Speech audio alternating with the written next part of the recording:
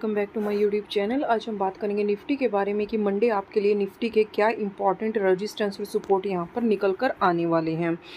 तो अगर मैं यहाँ पर निफ्टी की बात करूँ वीकली टाइम फ्रेम के चार्ट की, फिर डेली टाइम फ्रेम पर देखेंगे और फिर हम इंट्राडे के यहाँ पर लेवल्स की बात करेंगे। तो अगर मैं यहाँ पर निफ्टी के चार्ट की बात करूँ तो आप यहाँ पर देख सकते हैं कि निफ्टी ने क्या किया है, फ्राइडे को अपने इंपॉर्टेंट सपोर्ट जोन को यहाँ से ब्रेक कर दिया है। बट कैंडल यहाँ पर अभी होल्ड नहीं हुई है, लेकिन इसको यहाँ पर ब्रेक करने के बाद हमें थोड़ी सी यहाँ पर रिकवरी देखने को हमें मिली है। और अगर आप यहाँ पर देखें तो खुद देख सकते हैं कि लास्ट ईयर्स यानी 2025 में हमें यहाँ पर मई, जून, जुलाई, अगस्त, सितंबर में मार्केट ने इस जोन का इम्पॉर्टेंट यहाँ पर सपोर्ट लेते हुए हमें नज़र आ रही थी। बार बार ये वीकली टाइम फ्रेम की हमारी कैंडल्स ऑलमोस्ट 1 मंथ मार्केट ने इसी कंसोलिडेशन रेंज में निकाला था और इसी लेवल का अगेन एंड अगेन सपोर्ट लिया था। उसके बाद भी अगर मैं बात करूँ तो मार्केट ने काफ़ी ज़्यादा स्ट्रॉन्ग यहाँ पर सपोर्ट लिया था। और उससे अगर मैं इस ईयर की भी बात करूँ 2026 की भी, तो आप खुद देख सकते हैं कि एक बार निफ्टी ने ऑलमोस्ट इसी जोन के पास यहाँ पर सपोर्ट लेने के बाद हमें एक पुल बैक यहाँ पर नज़र आया था। और ये जो हमारा यहाँ पर हाई लगा था, ये आपको पता है कि ये वही दिन है जिस दिन यहाँ पर ट्रेड डील हुई थी। उसकी वजह से मार्केट में हमें एक ये मोमेंटम हमें नज़र आया था।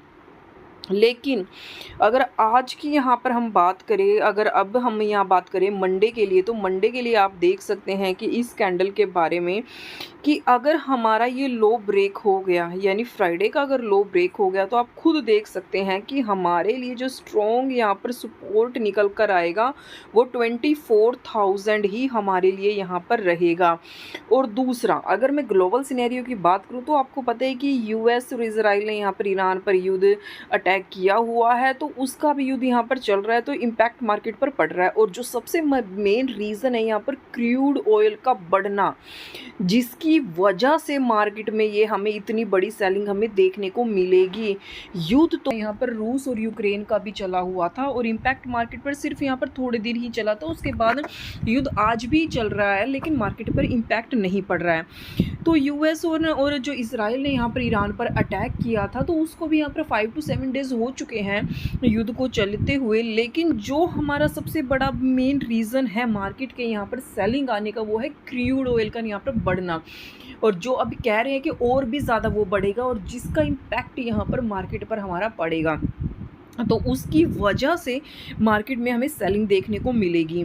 और आपको पता है कि डो जोन्स भी यहाँ पर फ्राइडे को काफ़ी ज़्यादा यहाँ पर नेगेटिव थी, ऑलमोस्ट 1000 प्लस यहाँ पर नेगेटिव थी। थोड़ा सा लास्ट में रिकवरी देखने को मिली है, लेकिन ओवरऑल तो यहाँ पर नेगेटिव है। तो मंडे मार्केट आपको यहाँ पर फिर से अगेन क्रैश होती हुई आपको नज़र आ सकती है। लेकिन जो ये मैंने आपको इम्पोर्टेंट सपोर्ट बताया है, जो ये है हमारे लिए 24,000 का, ये आपके लिए स्ट्रॉन्ग यहाँ पर सपोर्ट रहेगा। क्योंकि मैंने आपको इसके बारे में पहले भी बताया था कि मंथली टाइम फ्रेम पर हमारी ये इंपॉर्टेंट हमारी सपोर्ट ट्रेंड लाइन हमारी ट्रेड कर रही है। तो निफ्टी क्या कर सकती है, अब इस ट्रेंड लाइन का यहाँ पर सपोर्ट ले सकती है। अगर ये ट्रेंड लाइन ब्रेक हुई तो फिर आपको ये जोन मैंने आपके लिए बनाया हुआ है 22,000 के पास है, तो ये जोन फिर आपके लिए स्ट्रॉन्ग सपोर्ट रहेगा। अगर ये ट्रेंड लाइन हमारी ब्रेक हो जाती है, मंथली टाइम फ्रेम वाली कैंडल हमारी अगर ब्रेक हो जाती है।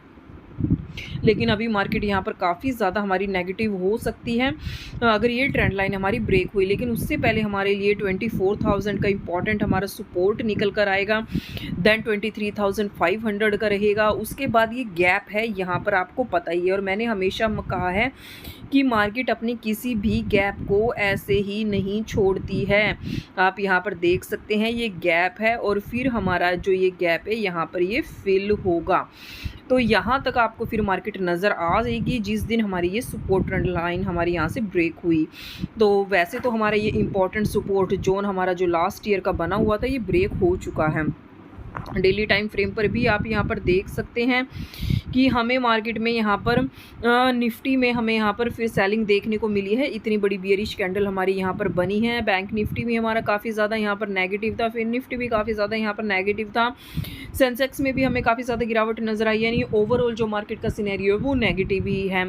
तो आप देख सकते हैं कि अगर अगेन ये जोन हमारा ब्रेक हो गया, क्योंकि हमें यहाँ पर एक मॉर्निंग स्टार कैंडल की फॉर्मेशन देखने को मिली थी, तो ये पैटर्न हमारा एक्टिव भी हुआ था। मार्केट यहाँ पर अपसाइड हमारी गई भी, लेकिन वही है कि क्रूड ऑयल यहाँ पर बढ़ चुका है, क्योंकि ग्लोबल न्यूज़ का मार्केट पर आज हमारा इम्पैक्ट काफ़ी ज़्यादा पड़ रहा है। और दूसरा, एफआईज जो इतनी बड़ी बड़ी यहाँ पर सेलिंग कर रहा है, उसकी वजह से मार्केट में अभी यहाँ पर नेगेटिविटी है। बेशक डीआईज ने यहाँ पर काफ़ी बड़ी बाइंग की थी, लेकिन उसका इम्पैक्ट इतना नहीं पड़ा जिसका हमारा यहाँ पर एफआईज का पड़ा है। एफआईज काफ़ी ज़्यादा यहाँ पर सेलिंग कर रहा है। तो अगर ये जोन ब्रेक हो गया तो आप खुद देख सकते हैं कि मार्केट में काफ़ी ज़्यादा आपको सेलिंग देखने को मिलेगी। और डेली टाइम फ्रेम के हिसाब से 24,200 और उसके बाद 24,000, ये दो हमारे स्ट्रॉन्ग यहाँ पर सपोर्ट फिर से निकल कर हमारे आएंगे, क्योंकि फ्राइडे भी हमारी आप देख सकते हैं एक इतनी बड़ी हमारी बेरिश कैंडल की ही हमें फॉर्मेशन देखने को मिली है। तो ओवरऑल जो न्यूज़ है, जो ग्लोबली न्यूज़ है, जो डो जोन्स का यहाँ पर फ्यूचर है नेगेटिव है, ओवरऑल जो वर्ल्ड की मार्केट है और हमारा जो खुद की यहाँ पर मार्केट है, इंडियन जो स्टॉक मार्केट है, एफआईज की कंटिन्यू सेलिंग की वजह से सबका जो इम्पैक्ट है वो अभी यहाँ पर नेगेटिव ही है और मार्केट में यहाँ पर फिर हमें मंडे को क्रैश होती हुई ही नज़र आ सकती है। तो चलिए फिर अब अपनी इसके इंट्राडे के इंपॉर्टेंट रेजिस्टेंस और सपोर्ट जान लेते हैं कि आपके लिए क्या रहेंगे। और हम यहाँ पर 2 आवर के टाइम फ्रेम पर भी अगर मैं आपको बताऊँ तो आप यहाँ पर देख सकते हैं कि यहाँ से लेकर, यानी अगर मैं एग्जैक्ट लेवल की बात करूँ तो 24,377 से लेकर और यहाँ पर हमारा 24,048 तक, ये भी हमारा एक यहाँ पर गैप है जो कि हमारा अभी तक यहाँ पर फिल नहीं हुआ है और ये हमारा लास्ट ईयर का गैप है। तो मार्केट हमें मंडे को ये गैप भी यहाँ पर फिल करती हुई नज़र आ सकती है, लेकिन उसके बीच में भी हमारे यहाँ पर इंपॉर्टेंट हमारे रजिस्टेंस और सपोर्ट रहेंगे इंट्राडे के हिसाब से। जो हमारे लिए सबसे पहले इंपॉर्टेंट हमारा रेजिस्टेंस निकल कर आएगा वो 24,482 का, देन 24,523, क्योंकि अपसाइड के जाने के चांसेस थोड़ा यहाँ पर हमें कम ही लग रहे हैं, लेकिन फिर भी आपके लिए स्ट्रॉन्ग रेजिस्टेंस रहेंगे। सबसे ज़्यादा जो स्ट्रॉन्ग रेजिस्टेंस है ये जोन है, क्योंकि इसी जोन का हमें यहाँ पर ब्रेकडाउन देखने को हमें मिला है। तो 24,550 ये हमारे लिए स्ट्रॉन्ग लास्ट हमारा इंपॉर्टेंट रेजिस्टेंस रहेगा। बात करते हैं अपनी सपोर्ट की, तो सपोर्ट जो हमारे लिए सबसे पहले रहेगा वो 24,417 का, देन 24,377 का, देन 24,352 का, देन 24,313 का, देन 24,285 का और उसके बाद हमारे लिए रहेगा 24,218। ये हमारे लिए सबसे ज़्यादा लास्ट स्ट्रॉन्ग सपोर्ट है। अगर ये भी हमारा ब्रेक हो गया था देन 24,149 ये हमारे लिए स्ट्रॉन्ग सपोर्ट है। और देन मैंने आपको लास्ट बताया ही है बड़े टाइम फ्रेम के हिसाब से 24,000 ये हमारे लिए इंपॉर्टेंट हमारे रजिस्टर सपोर्ट हमारे निकल कर आएंगे।